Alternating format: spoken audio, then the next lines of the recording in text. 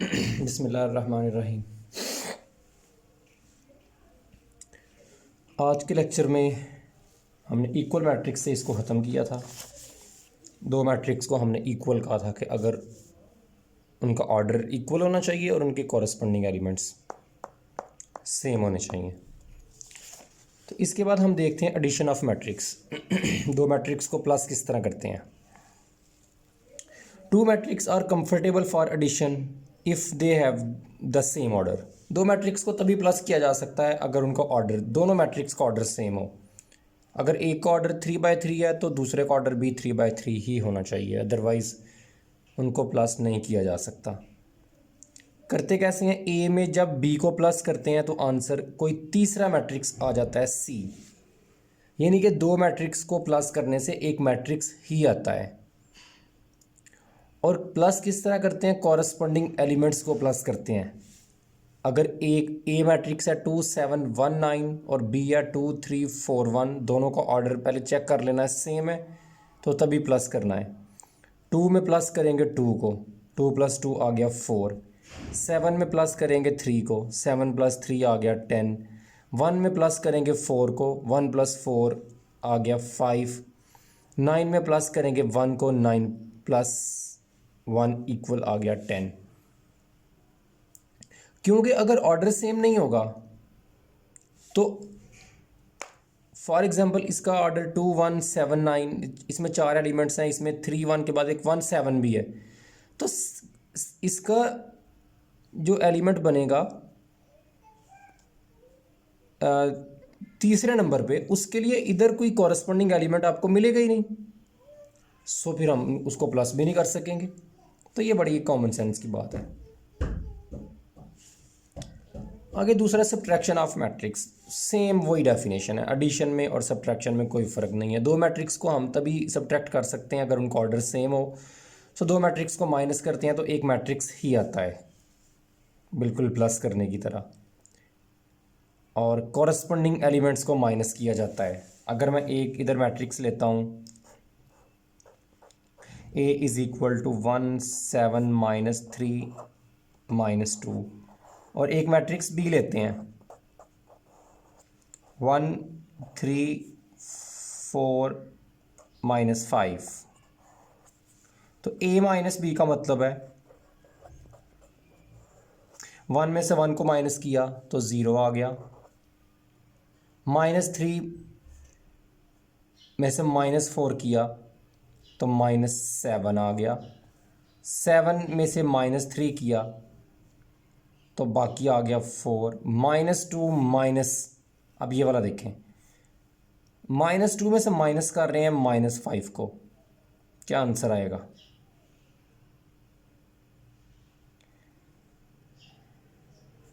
देखिए -2 में से माइनस किया जा रहा है -5 को, तो ये माइनस माइनस प्लस होगा, तो -2 + 5, तो आंसर आएगा 3। तो इस बात का बड़ा ध्यान रखना है। आप पहले इसका एक स्टेप ज़रूर लिखें, ख़ास तौर पर जिनको सब्ट्रैक्शन में थोड़ी प्रॉब्लम आती है, साइंस वगैरह को, वो पहले A - B लिखें और माइनस को सारा अंदर मूव करें। वो ये प्लस वाले को माइनस कर देगा, माइनस वाले को, तो बाद में आप उनको जो है सॉल्व करें आपस में। वेरी वेरी इंपॉर्टेंट, मल्टीप्लिकेशन, अक्सर स्टूडेंट्स को इसमें प्रॉब्लम आती है। मल्टीप्लिकेशन आ गई समझे आपको, आधा बल्कि सारे चैप्टर आ गए मल्टीप्लिकेशन के आने से। Let A B a matrix of order m cross n। ये एक ऐसा मैट्रिक्स है जिसका ऑर्डर m, यानी कि m रोज हैं और n कॉलम्स हैं। And B be a matrix of order n cross s, और b एक मैट्रिक्स है जिसका ऑर्डर n क्रॉस s है, देन ए बी = c। तो तब a को b से मल्टीप्लाई करेंगे तो एक मैट्रिक्स ही आएगा, उसका आंसर होगा c। देखिए ये बड़ी इंपॉर्टेंट चीज़ है। देखिए ये सेम है ये वाला, यानी कि दो मैट्रिक्स को तभी मल्टीप्लाई किया जा सकता है। इसमें हमने कहा था कि दो मैट्रिक्स को प्लस किया जा सकता है अगर उनका ऑर्डर सेम हो, दो मैट्रिक्स को माइनस किया जा सकता है अगर उनका ऑर्डर सेम हो, दो मैट्रिक्स को मल्टीप्लाई किया जा सकता है बेशक उनका ऑर्डर सेम ना भी हो। दोनों का ऑर्डर बेशक बेशक डिफरेंट भी हो, उनको फिर भी मल्टीप्लाई किया जा सकता है। लेकिन मल्टीप्लाई कैसे करना है, कब किया जा सकता है कि फर्स्ट वाले के कॉलम्स, देखें एन ये इसके कॉलम्स हैं, और सेकंड वाले की रोज ये भी एन है, तो ये सेम होनी चाहिए। ठीक है, फर्स्ट के कॉलम्स मैं इधर लिख देता हूं, कॉलम्स जो हैं वो फर्स्ट वाले के columns of A must be equal to rows of B. अगर ऐसा हो तो हम कहते हैं मैट्रिक्स कंफर्टेबल है मल्टीप्लिकेशन के लिए, अदरवाइज मैट्रिक्स को मल्टीप्लाई नहीं किया जा सकता। सो ये एन एन जो मैंने लिखा, ये मैंने कोई बाय चांस नहीं लिखा, बल्कि मैंने आपको बताने के लिए लिखा है कि ये दोनों नंबर सेम, इधर अगर एन है तो इधर भी एन होना, जिधर से वो ख़त्म हो रहा है उसका ऑर्डर उधर से ही इसको शुरू होना चाहिए। तो ये बात आपने, ये बड़े पॉइंट की बात है, आपने हमेशा जिन दो मैट्रिक्स को मल्टीप्लाई करना आप चाह रहे हैं उन दोनों को ऑर्डर लिख लें। अगर ये सेम आए तो ही आप मल्टीप्लाई कर सकते हैं, अदरवाइज़ आप मल्टीप्लाई नहीं कर सकते। अब जो सी मैट्रिक्स आएगा उसका ऑर्डर होगा एम क्रॉस एस। अब देखें मल्टीप्लिकेशन के बाद क्या होता है, जो नया मैट्रिक्स सी बनता है उसका ऑर्डर क्या बनता है, फर्स्ट वाले की रोज उसमें आती हैं, देखें एम उसमें रोज आ गई, ये सेकंड वाले के कॉलम्स उसमें आते हैं, एस इसके कॉलम, तो फर्स्ट वाले की रोज और सेकंड वाले के कॉलम्स, ये मल्टीप्लाई जब कर लेते हो आप, जो मैट्रिक्स सी बनता है उसकी मैं बात कर रहा हूँ। तो पहले आपने देखना मल्टीप्लिकेशन पॉसिबल है कि नहीं है, आपको पता लग गया भाई पॉसिबल है। पॉसिबल होने के बाद आपने देखना जो आंसर आएगा वो किस तरह का मैट्रिक्स होगा, तो मुझे फौरी तौर पे पता लग गया कि उसके अंदर एम रोज होंगी और उसके अंदर एस कॉलम्स होंगे, तो आपकी मल्टीप्लिकेशन बड़ी इजी हो जाएगी। देखें हम दो मैट्रिक्स को मल्टीप्लाई करके देखते हैं, दोनों चीज़ें चेक करेंगे हम।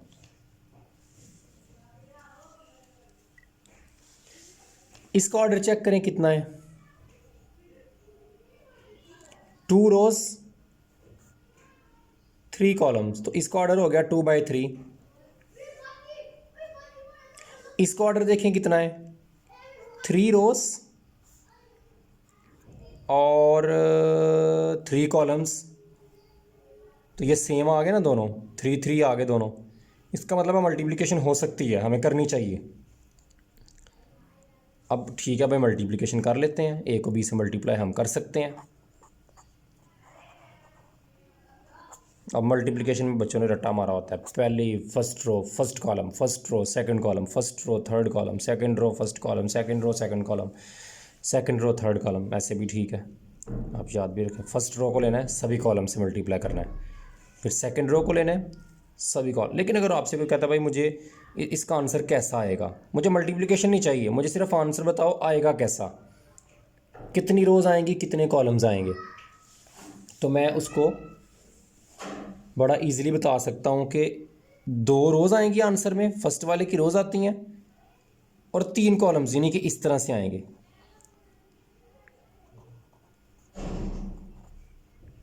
ये पहली रो और ये दूसरी रो, ये पहला कॉलम, तो कॉलम तो 3 होने चाहिए, तो फिर एक इधर भी होना चाहिए, एक रो, ये दूसरी रो, कितने कॉलम आने चाहिए 3, एक कॉलम 2 कॉलम 3 कॉलम, तो पता लग गया 2 रोज़ और 3 कॉलम्स आने हैं। सो वेरी सिंपल, मैंने नहीं मल्टीप्लाई करके दिया उसको, सिर्फ मैंने बताया कि ये मल्टीप्लिकेशन में इस जगह पे एंट्रीज आएंगी, 2 रोज़ आएंगी 3 कॉलम्स आएंगे। अगर भाई वो मल्टीप्लिकेशन आपसे मांग ही नहीं रहा तो आप उसको क्यों मल्टीप्लाई करके दे रहे हो, इतना वर्क क्यों कर रहे हैं।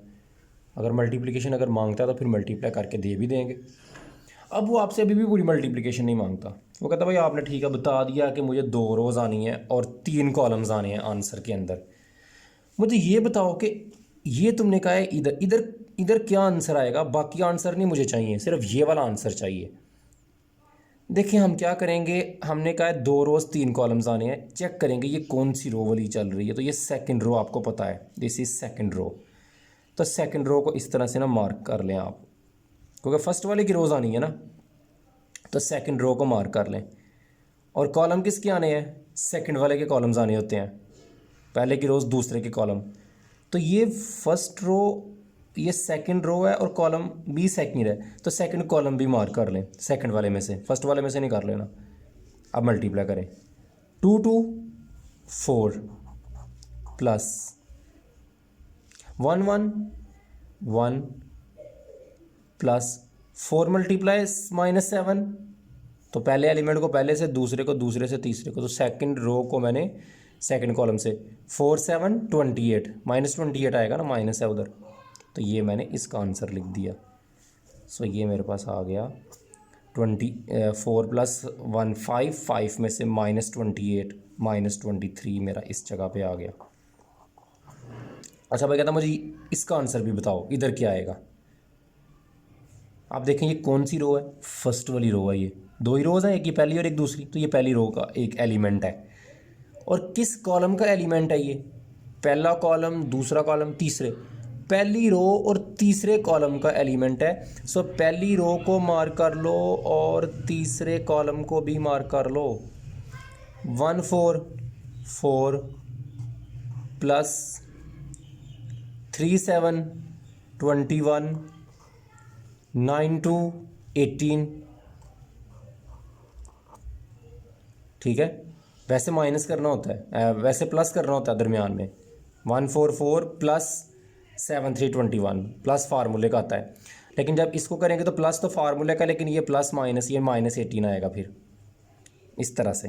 तो ये आ गया 21 + 4 25, 25 में से 18 माइनस कर दिए 7 आएगा।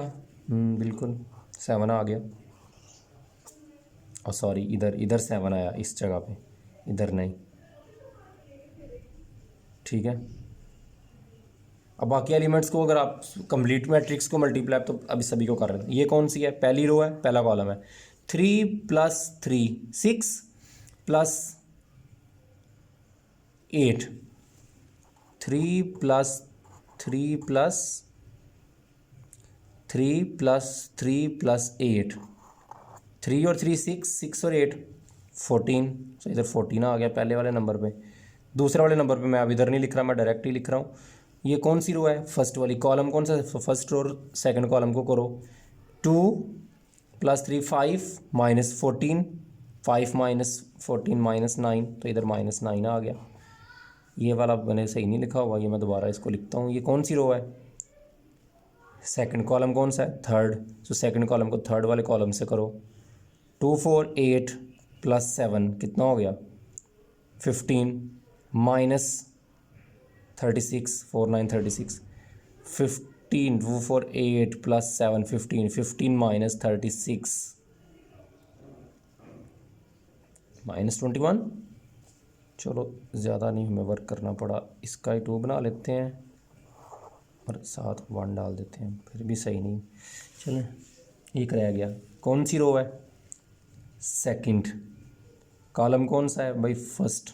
सेकंड रो को फर्स्ट कॉलम से मल्टीप्लाई, देखें ना, सेकंड रो है, पहली रो, कॉलम पहला है। 6 + 1 7 + 16, 16 + 7 23, तो ये आपके पास मल्टीप्लाई करने से आ गया 23 -21,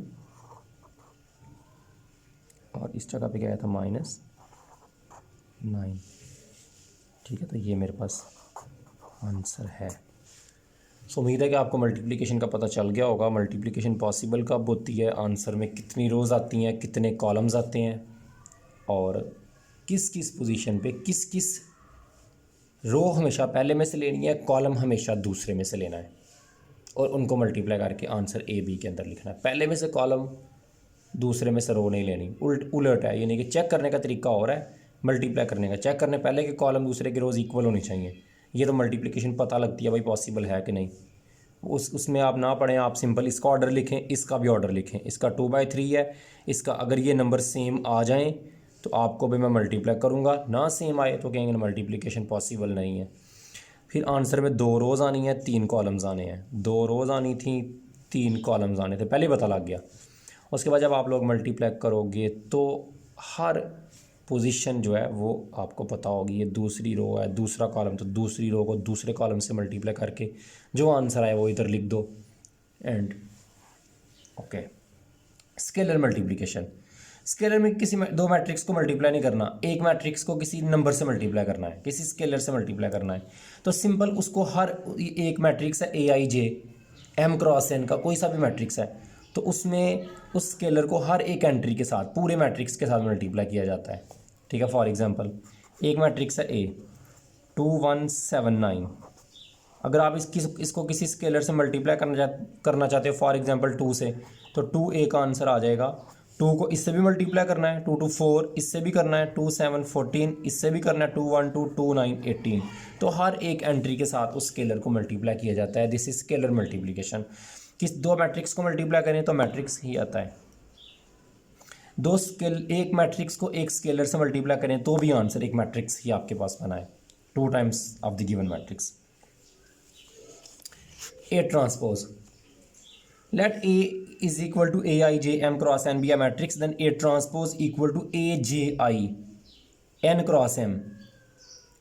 M क्रॉस N का मैट्रिक्स था N क्रॉस M, यानी कि पहले M रोज थी और N कॉलम्स थे, अब N रोज और M कॉलम, यानी कि नंबर ऑफ रोज और नंबर ऑफ कॉलम्स क्या होते हैं, इंटरचेंज हो जाते हैं। अगर ये मैट्रिक्स है 1 3 4 2 1 7, इसका ट्रांसपोज होगा 1 3 4, रो थी उसको कॉलम में लिख दिया, 2 1 7 एक रो है इसको कॉलम में लिख दिया। इसका ऑर्डर 2 रोज 3 कॉलम्स, इसका ऑर्डर 3 रोज 2 कॉलम्स। ठीक है, तो ऑर्डर इंटरचेंज हो जाता है, इसी को हम ट्रांसपोज कहते हैं, नाम से पता लग रहा है। ओके भाई, एक्सरसाइज की तरफ आते हैं आप। 3.1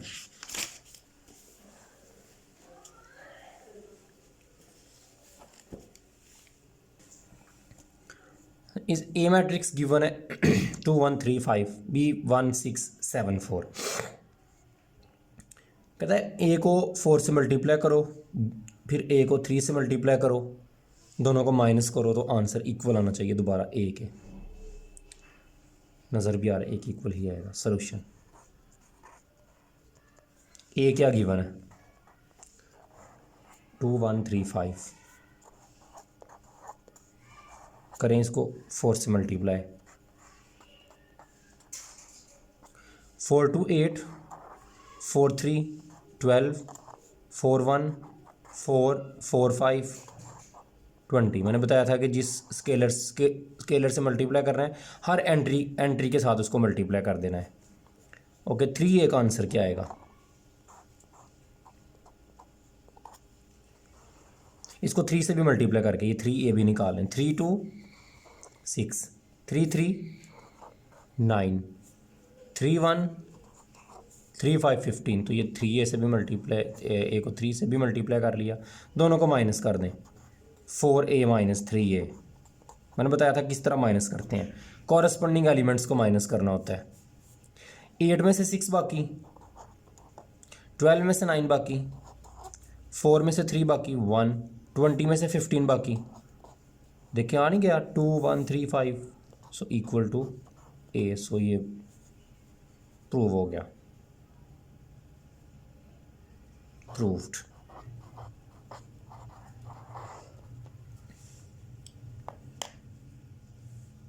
सेकंड पार्ट इसका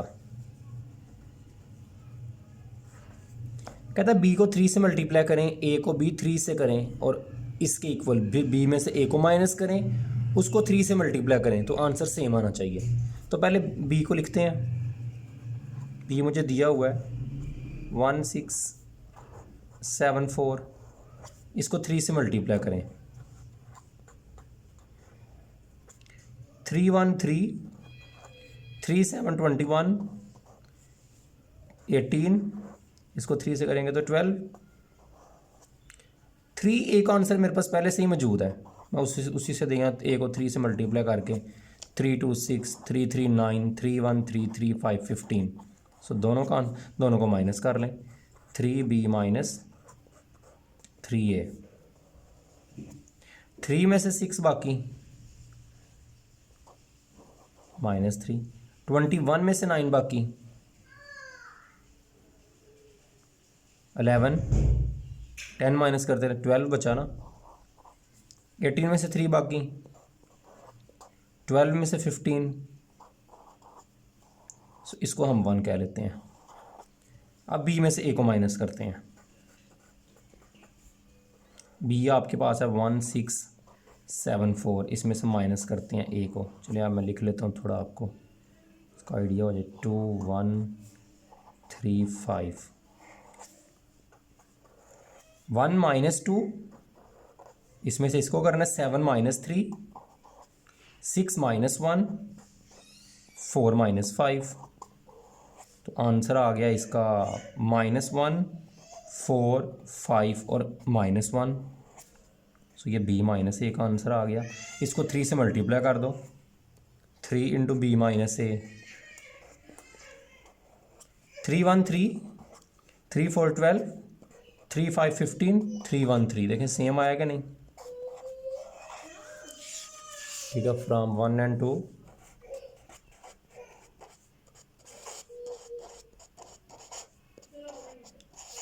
left hand side is equal to right hand side. दोनों का आंसर आपके पास इक्वल है।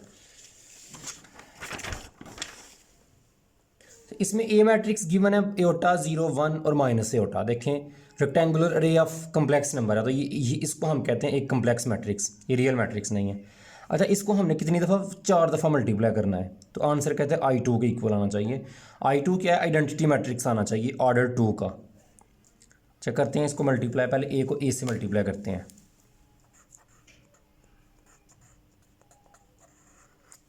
ए आपके पास है एओटा 1 0 माइनस एओटा, इसको मल्टीप्लाई करते हैं इसके साथ ही। एओटा 0 1 माइनस एओटा, इसका ऑर्डर भी 2 क्रॉस 2, इसका ऑर्डर भी 2 क्रॉस 2, 2/2 और 2/2। देखें ये सेम है, तो आंसर में 2 रोज 2 कॉलम्स आएंगे। ए स्क्वायर, ए और ए स्क्वायर होता है।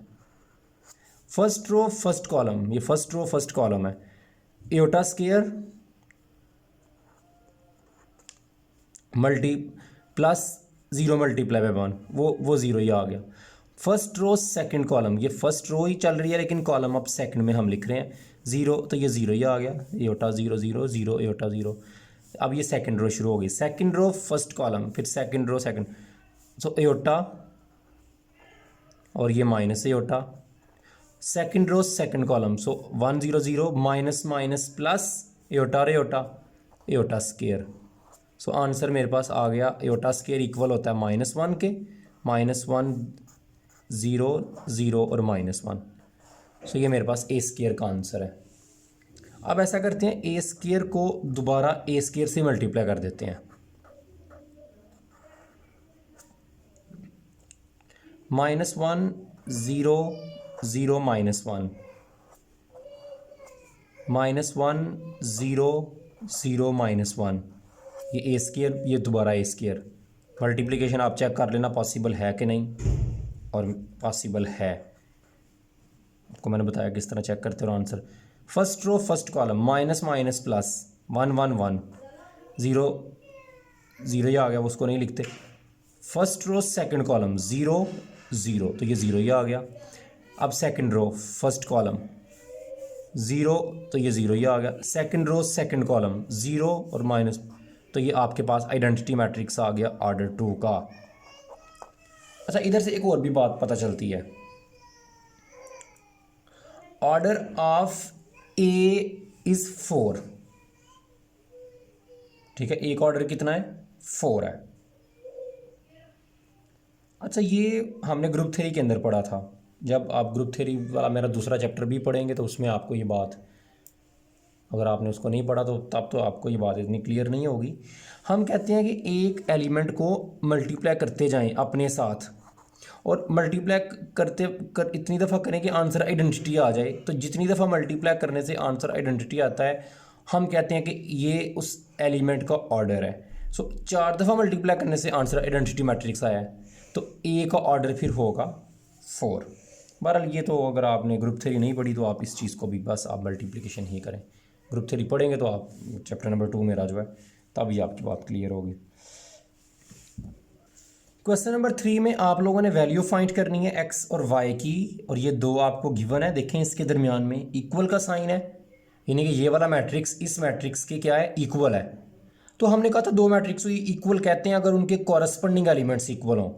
ये वाला इसके इक्वल, ये देखें 1 1 के इक्वल, -3 के इक्वल, और ये वाला इसके इक्वल।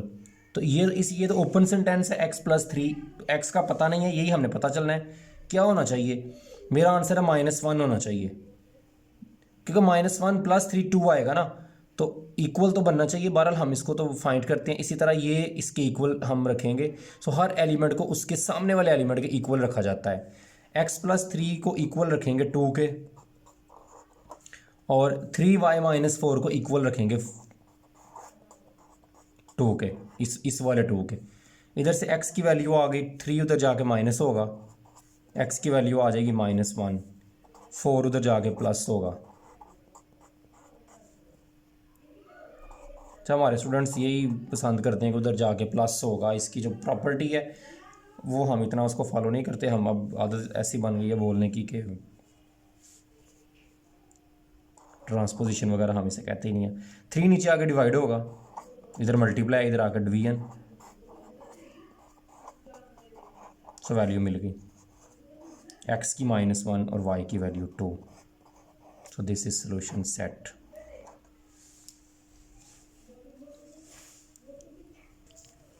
क्वेश्चन नंबर 3 का सेकंड पार्ट आप लोगों ने खुद करना है। दो मैट्रिक्स इक्वल दिए हैं, उनके कॉरस्पॉन्डिंग एलिमेंट्स को इक्वल रख के आप लोगों ने x y की वैल्यू निकालनी है, बिल्कुल पहले पार्ट की तरह। क्वेश्चन नंबर 5 भी ऐसा ही है, इसलिए मैंने इसको छोड़ दिया कि आप ये करोगे तो आपका ये आप खुद करोगे, ताकि आपको भी करने के लिए कुछ मिले, प्रैक्टिस आप लोग साथ करते रहें।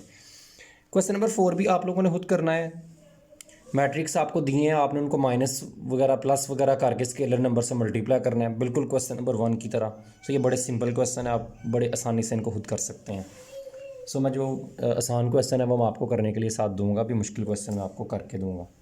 Question number 5 very very important question है एग्जामिनेशन पॉइंट ऑफ व्यू से, शॉर्ट क्वेश्चन के लिए। कहता है कि ये वाला मैट्रिक्स जो है ये इक्वल है इस मैट्रिक्स के।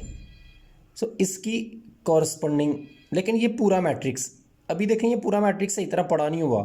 ये स्केलर 2 से मल्टीप्लाई हो रहा है, तो पहले मल्टीप्लाई करेंगे, फिर ये प्लस हो रहे हैं तो प्लस करेंगे, उसके बाद हम कुछ इक्वालिटी की बात कर सकते हैं। ये एक मैट्रिक्स पूरा बन जाए तो पहले तो इसको सिंप्लीफाई कर लेते हैं ना, फिर इक्वालिटी वाली बात लगाएंगे। ये बन जाएगा 2 1 0 y x3 2 1 2 2x, 2 को x के साथ मल्टीप्लाई करेंगे, 2y, उसके बाद 2 0 0 2 2 4 -2 इज इक्वल टू 4 1 -2 6 3 1। अब इनको प्लस करें, 2 + 2 4, 0 + 2x 2x। अच्छा भाई, अब x + 2y, स्टूडेंट्स लिखते हैं 2xy। अब भाई प्लस नहीं हो सकता, ऐसा ही आएगा x + 2y, 2xy नहीं बनता। 1 + 0 1, y + 4, 3 में से 2 बाकी 1 इज इक्वल टू, अब देखें अब बिल्कुल वैसा ही क्वेश्चन बन गया है, लेकिन मैं आपको करके दे देता हूँ क्योंकि मैंने आपको 3 वाला भी बोला खुद करने के लिए, तो ये मैं करके 4 4 के इक्वल, 2x इसके इक्वल, ये इसके इक्वल, ये इसके इक्वल, ये इसके इक्वल। अब इसको इसके इक्वल भी किया जा सकता है वैल्यू निकालने के लिए, और इसको इसके इक्वल भी किया जा सकता है x। तो मैं ये ज़्यादा इजी है कि 2x को इक्वल कर लें, इधर से दूसरा, इधर से भी दूसरा एलिमेंट -2 के। सो x इक्वल टू -2, 2 नीचे आकर डिवाइड होगा। सो x की वैल्यू आ गई -1, एक मसला सॉल्व हो गया।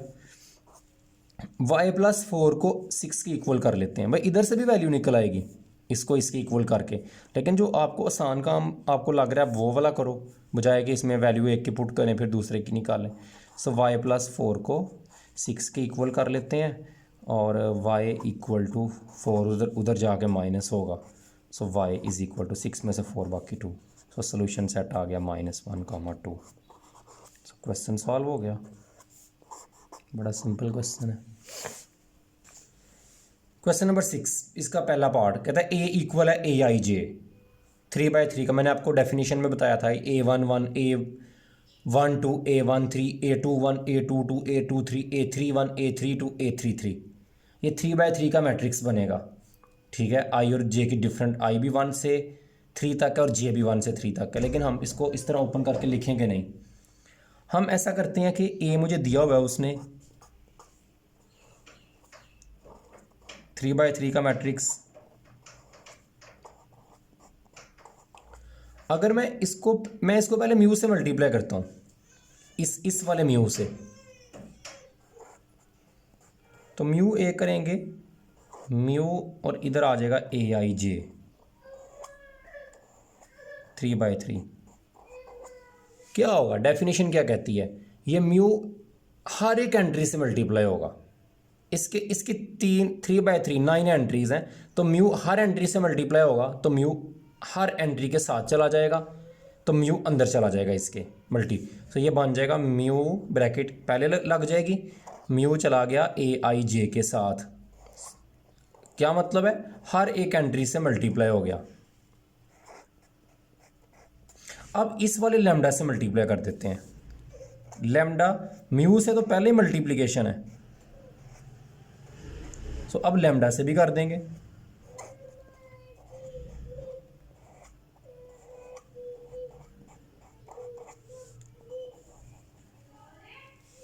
क्या होगा, ये लैम्डा भी इसकी हर एक एंट्री के साथ, जो स्केलर लेते हैं वो हर एक एंट्री के साथ मल्टीप्लाई होता है उस। अब ये वाला मैट्रिक्स था म्यू के साथ मल्टीप्लाई होने के बाद, तो ये बन जाएगा अब लैम्डा म्यू ए जो है ये इक्वल आ जाएगा लैम्डा म्यू AIJ।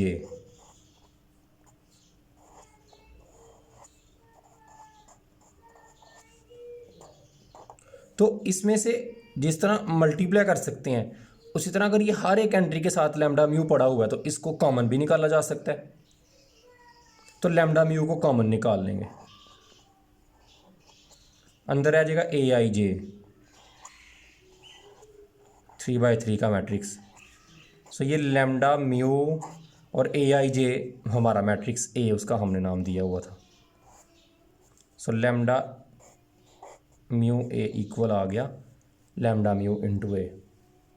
ठीक है, तो इसमें मैट्रिक्स बिल्कुल आप लोगों ने नहीं लिखने, क्योंकि मैट्रिक्स लिखने से तो ये बड़ा लेंथी हो जाएगा। ये देखिए मैंने जो बात की है इसमें कॉमन निकाल, अब देखना एक एंट्री ये है, एक मैट्रिक्स है ABCD, इस तरह का एक मैट्रिक्स है। ठीक है, ये बस मैं आपको बताने के लिए लिख रहा हूँ, ये क्वेश्चन का हिस्सा नहीं है। अगर ये इसके साथ ये इधर 3A 3C 3B इस तरह मैट्रिक्स पड़ा हो, हर एंट्री के साथ A के साथ भी 3 या B के साथ भी C, तो आप 3 को बाहर भी तो निकाल सकते हैं, बाकी A B C और D बच जाएगा।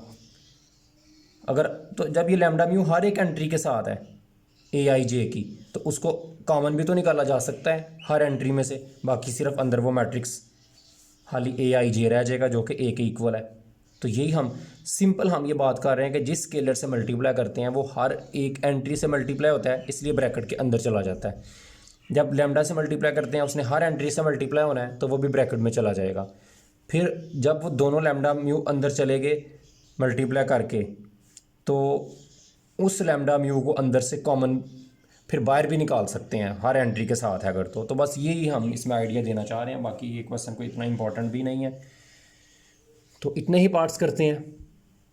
बाकी इसका सेकंड थर्ड पार्ट करेंगे और क्वेश्चन नंबर 7 से क्वेश्चन नंबर 14 तक हम कोशिश करेंगे अगली वीडियो में हम 3.1 को पूरा कर लें। ओके, अल्लाह हाफिज़।